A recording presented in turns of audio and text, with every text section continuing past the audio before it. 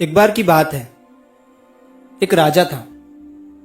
वो राजा बहुत ही आलसी था और इसी वजह से उस राज्य के लोग जो थे वो अपने राजा से खुश नहीं थे, क्योंकि वो राजा अपने राज्य के बारे में सोचता ही नहीं था और ना ही अपने राज्य में अच्छे काम कर रहा था। उस राजा के बस 3 ही काम थे: खाना, सोना और आराम करना। धीरे धीरे दरबार के सारे मंत्री भी इस बात से परेशान हो गए थे, राजा की इस आदत की वजह से।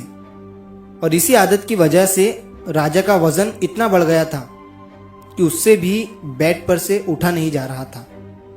अब दुश्मन राज्य के लोग जो थे वो भी राजा का मजाक उड़ाने लगे थे।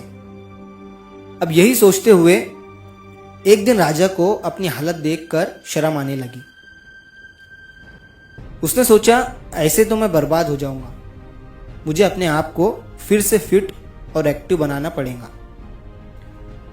उसने तुरंत पूरे राज्य में यह ऐलान करा दिया कि जो भी मुझे वापस पहले जैसा फिट और तंदुरुस्त कर देगा उसे मैं बहुत बड़ा इनाम दूंगा।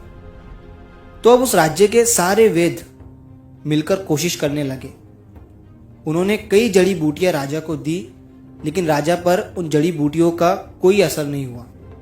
उल्टा उसका वजन कम होने की बजाय और बढ़ता जा रहा था। तभी किसी ने राजा से कहा कि आपको इस बिस्तर से उठकर थोड़ा चलना चाहिए, लेकिन राजा से बिस्तर से उठा ही नहीं जा रहा था। इसके पीछे एक वजह भी थी। राजा उस बिस्तर से उठने में अपना 100% दे ही नहीं रहा था। वो बस ये सोच रहा था कि किसी तरह कोई जड़ी बूटी खाकर मैं फिर से फिट और तंदुरुस्त हो जाऊं। और इसी तरह वक्त गुजरता जा रहा था, लेकिन राजा पर कोई असर नहीं हो रहा था। तभी एक दिन उस राज्य में एक बूढ़ा संत आता है। जब उसे ये बात पता चली कि राजा का वजन कम करना है और वो भी जड़ी बूटी की मदद से, तो उस संत ने राजा के सैनिकों से कहा कि मेरे पास एक ऐसी जड़ी बूटी है जिससे राजा का वजन कम हो जाएगा। बस उन्हें खुद मेरे पास चलकर आना पड़ेगा, क्योंकि मैं राजाओं के दरबार में नहीं जाता हूं। और ये जड़ी बूटी तभी काम करेंगी जब मैं अपने हाथों से राजा को खिलाऊंगा। अब सैनिकों ने राजा को यह बात बताई तो राजा खुश हो गया कि कोई तो आया जो दावे के साथ ये कह रहा है कि मेरा वजन कम कर सकता है। राजा ने कहा, जल्दी उस बूढ़े संत को मेरे पास लेकर आओ। तभी सैनिकों ने कहा कि महाराज, वो संत राजाओं के दरबार में नहीं आते हैं, आपको खुद चलकर उनके पास जाना पड़ेगा। अब ये सुनते ही राजा भड़क गया और कहा कि ये क्या मजाक है, मैं तो उठ भी नहीं सकता हूं, फिर मैं चलकर उनके पास कैसे जाऊंगा। तभी मंत्री ने किसी तरह से राजा को समझाया और कहा, महाराज, ये आपके लिए आखिरी मौका है, कोशिश तो करिए। अब कई दिनों की कोशिश के बाद राजा ने खुद को बिस्तर से उठने के लिए मजबूर किया और सैनिकों की मदद से चलते हुए उस संत के घर की तरफ चल पड़ा। लेकिन उस संत के घर पर पहुंचने के बाद राजा को पता चलता है कि वो संत तो बाहर गया हुआ है और राजा को वो जड़ी बूटी खाने के लिए कल आना पड़ेगा। ये सुनकर राजा को गुस्सा तो बहुत आया, पर वो मजबूर था और अगले दिन फिर से वो चलते हुए संत के घर पर पहुंचा।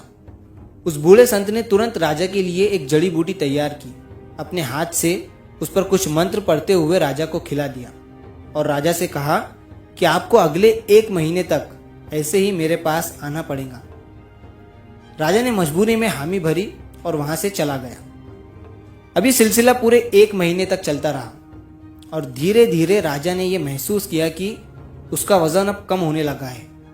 और उसने उस संत से पूछा कि इस जड़ी बूटी का नाम क्या है और ये कैसे बनती है। हमारे राज्य के जो वैद्य है उनको भी इसे बनाना सिखाइए।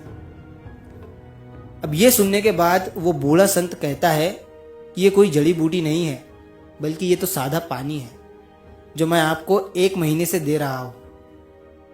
राजा ये सुनकर हैरान हो गया। तभी संत ने राजा से कहा कि आप मेरी किसी जड़ी बूटी से ठीक नहीं हुए हैं, बल्कि आप अपनी ही वजह से ठीक हुए हैं। 1 महीने से जो आप यहां पर चलकर आ रहे हैं, ये उसी का रिजल्ट है और उसी की वजह से आप तंदुरुस्त हो पाए हैं।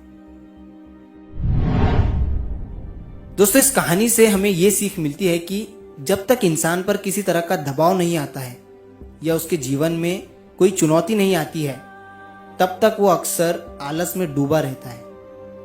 राजा की इस कहानी से हमें ये सीख मिलती है कि अगर उसे मजबूर न किया जाता तो वो कभी अपने बिस्तर से उठ ही नहीं पाता।